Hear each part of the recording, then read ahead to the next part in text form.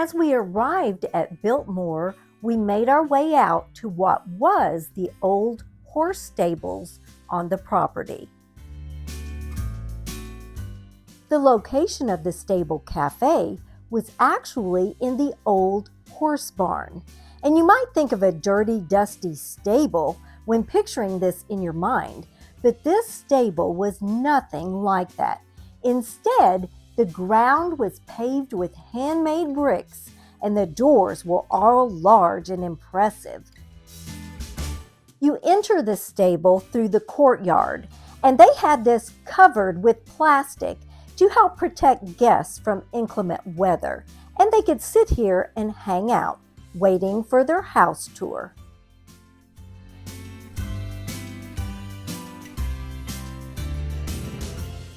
And just ahead of us, you can see those huge, impressive doors, that intricate woodwork made by skilled craftsmen. The stables was actually nicer than most people's homes.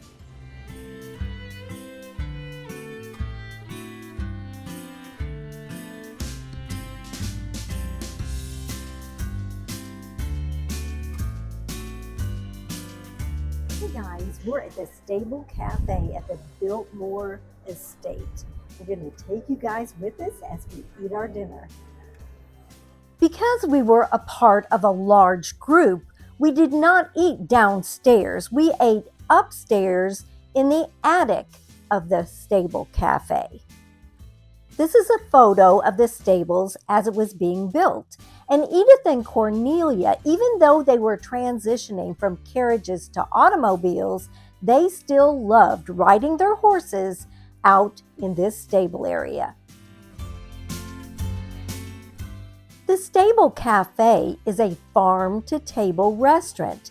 Most everything they serve here is grown right here on the estate. Downstairs in the actual Stables Cafe, they get to eat in what was the horses' stable, which was pretty cool.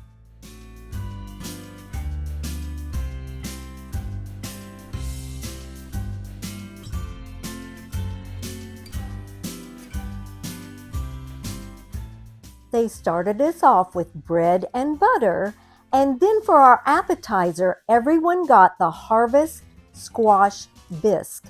And if I'm honest, it wasn't my favorite.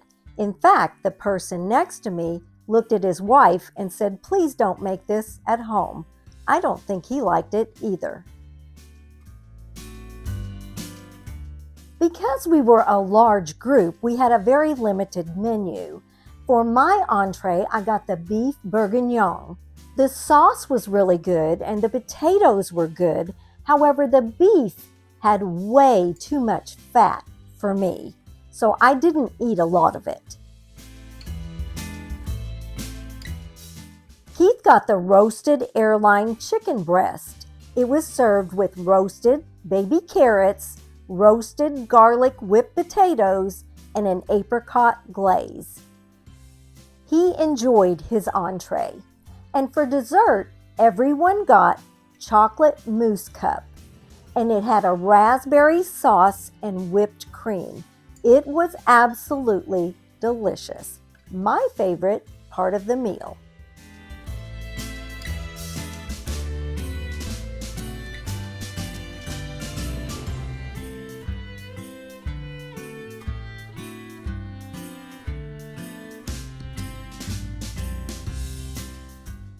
After we ate our dinner, we walked around the old stable and looked at the various shops that they had.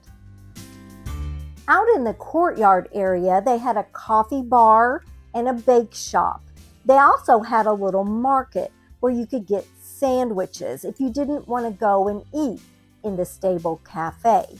Because in order to eat in the Stable Cafe, you had to have tickets for the tour of the Biltmore home.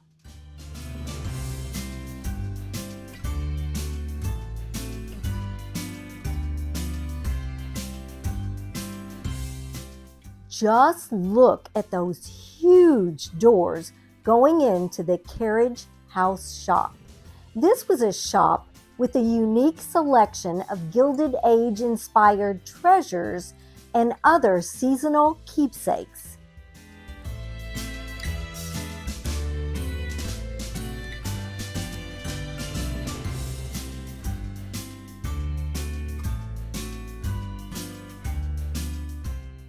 We just loved walking around and looking at everything and imagining how it used to be when it was a stable here at the Biltmore. They had various pictures on the wall of how it used to be back in the day when it was a horse stable.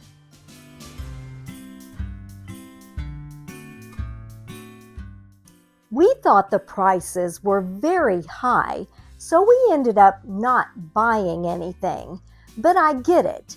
The sales from the house tour tickets and the sales from these shops is what keeps the Biltmore upkeep and pays the staff and keeps everything running. And I'm sure, as big as this place is, it takes a lot.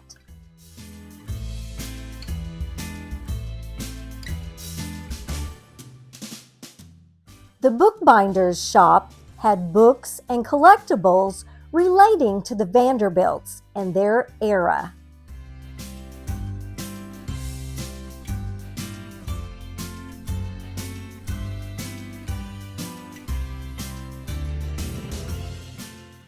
The confectionery had a seemingly endless assortment of sweet treats inviting you to indulge.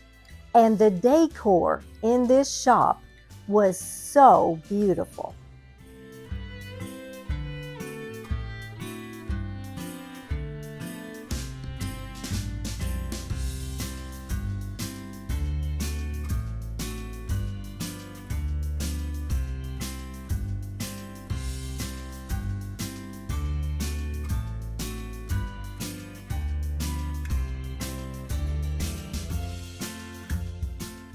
The toy maker's shop had a collection of toys, games, and dolls to choose from.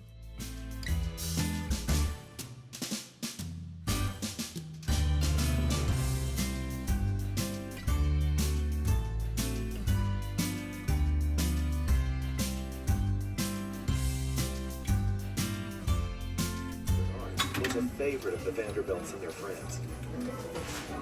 George could always rely on his loyal Cedric to greet each of his guests with his cheerful and fun-loving personality. Cedric spent his days exploring the estate, sleeping in the library, or even lounging on the loggia. And even though he was just as tall as young Cornelia Vanderbilt, Cedric's gentle and lovable character made him the perfect playmate.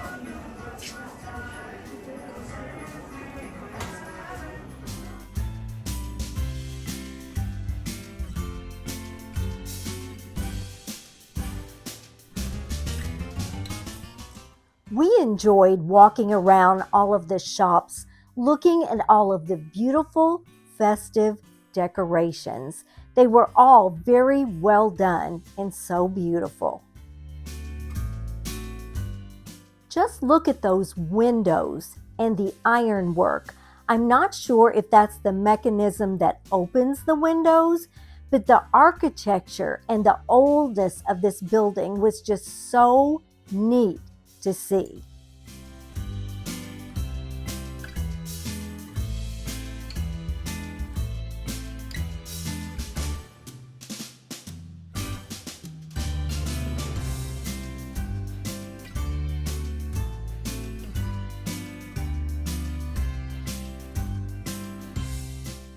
They had a vast array of very unique nativity scenes. They were so beautiful. We really enjoyed looking at each one.